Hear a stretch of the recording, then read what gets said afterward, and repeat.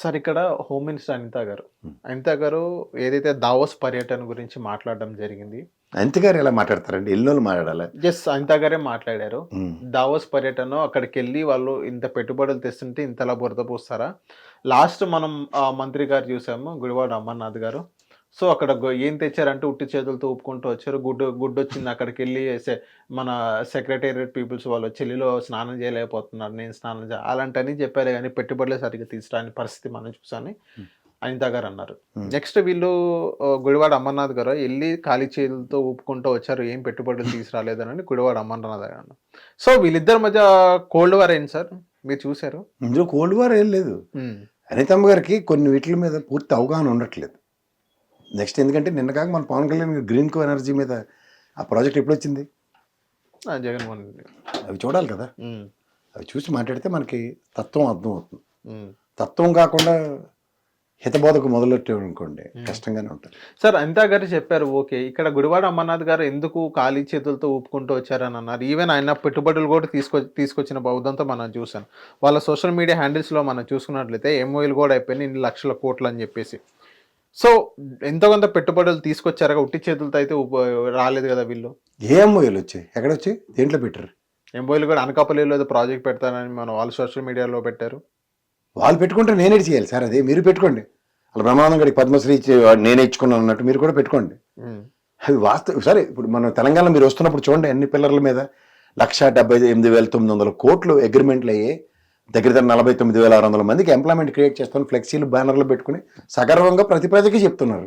వీళ్ళేది మీరు official document కావాలి కదా సార్. ఎంఓయూలు అయిపోయినాయి కదా సార్, వాళ్ళతో మాట్లాడారు, ఎంఓయూలు కూడా అయిపోయినాయి. మాట్లాడితే ఎంఓయూ గురించి మాట్లాడుతున్నాను. 1,18,000 కోట్ల రూపాయలు పెట్టుబడికి సిద్ధంగా ఉన్నారు అనకాపల్లిలో ప్రాజెక్ట్ అన్నట్టుగానే. అదే మెటల్ గారు స్టీల్ ప్లాంట్, అది ఎప్పుడు వెళ్ళక ముందు నుంచి కథ చెప్తారు. అది అమెరికా వెళ్ళి వచ్చిన కాడి నుంచి లోకేష్ గారు చెప్తున్నారు కదే కదా. అది అవుట్కమ్ ఏదంట? ఎంఓయూ ఏది? ఇప్పుడు 1,18,000 కోట్లు ఎంఓయూ ఏదంట? ఎంఓయూ చేశారు కదా, ఏది అక్కడ సైన్ చేశారని చెప్పారు. ఎవరు చెప్పారు? మీరు అదే అనండి. మీరు తప్పేలా. ఈవెన్ నిన్న చంద్రబాబు నాయుడు గారు కూడా ఎల్జీ ఎలక్ట్రానిక్స్ గురించి 5,000 ఇక్కడ వైజాగ్ గురించి మాట్లాడుతున్నాను. ఎనర్జీ కింద 1,87,000 crores బట్టి ఎన్టీపీసీ అండ్ జనరేషన్ కంపెనీ ఇద్దరు జాయింట్ పెట్టి ఒక కంపెనీ మోడీ గారు వచ్చి శంకుస్థాపన చేసి గ్రీన్ కో ఎనర్జీ 1 year లోపు కాకినాడ నుంచి స్టార్ట్ చేస్తున్నారు. 1 year లోపు మొత్తం కంప్లీట్ చేయాలని చూస్తున్నారు. గ్రీన్ కో ఆల్రెడీ కర్నూలులో పెట్టింది అదే కదా. 65,000 crores బయోఫ్యూయల్. ఇవన్నీ పాతవు సార్. 10 years ఈ మొత్తం వచ్చినట్లయితే వైజాగ్ అనేది గేమ్ చేంజర్ అనేది అవుతుందని నేను చంద్రబాబు. మొన్న గేమ్ చేంజర్ సినిమా వచ్చిన తర్వాత ఏమైంది చూసారు కదా, అలాగే అవుతుంది. రానియండి సార్, ఎంబీఏలు శాశ్వతంగా రావాలి. ఇవాళ శంకుస్థాపన రాయి పెట్టిన కాడి నుంచి మీరు అయిపోయింది అనుకుంటే నేనేటి చేయాలి? ఓకే, ఇవన్నీ ఎందుకు? అమరావతికి రాజధాని, శాశ్వత రాజధాని డిక్లేర్ చేయమనండి ఒక గజెట్. తప్పండి మాకెందుకు? సో ఆ సిచ్యువేషన్ కూడా మనం వీడియోస్ చూసాము. దానిపైన మీద కూడా వర్క్ చేస్తున్న కేంద్రంతో మాట్లాడతాను. ఏంటి మాట్లాడేది ఏంటి? మళ్ళీ మాట్లాడి 10 ఏళ్ళు అయిన తర్వాత మళ్ళీ మాట్లాడేటండి. అలాంటప్పుడు జగన్మోహన్ రెడ్డి గారు ఎందుకు గజెట్ ఇప్పించలేకపోయారు? ఆయనకి ఇష్టం లేదని చెప్పారు కదా, నాకు 3 రాజధానులని.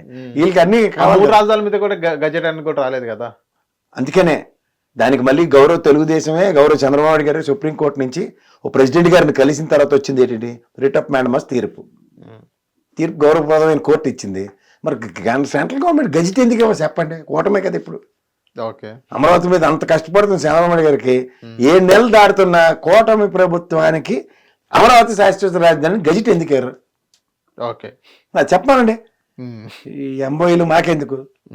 హిట్ టీవీ యాప్, ఇందులో short news, live news, entertainment shows, movies, digital magazines తో పాటు మీ జిల్లా వార్తలను కూడా ఫ్రీగా చూడొచ్చు. అంతేకాదు కేజీ నుంచి పీజీ వరకు విద్యార్థులకు స్కాలర్షిప్ కూడా అందిస్తున్నాం. ప్రతి వారం 10 మందికి లక్కీ డ్రా ద్వారా ఒక్కొక్కరికి 10,000 రూపాయలు అందిస్తున్నాం. ఇంకెందుకు ఆలస్యం? వెంటనే హిట్ టీవీ యాప్ ని డౌన్లోడ్ చేసుకుని ఫ్రీగా ఎంటర్టైన్మెంట్ పొందండి. Hit TV app. Hit TV app.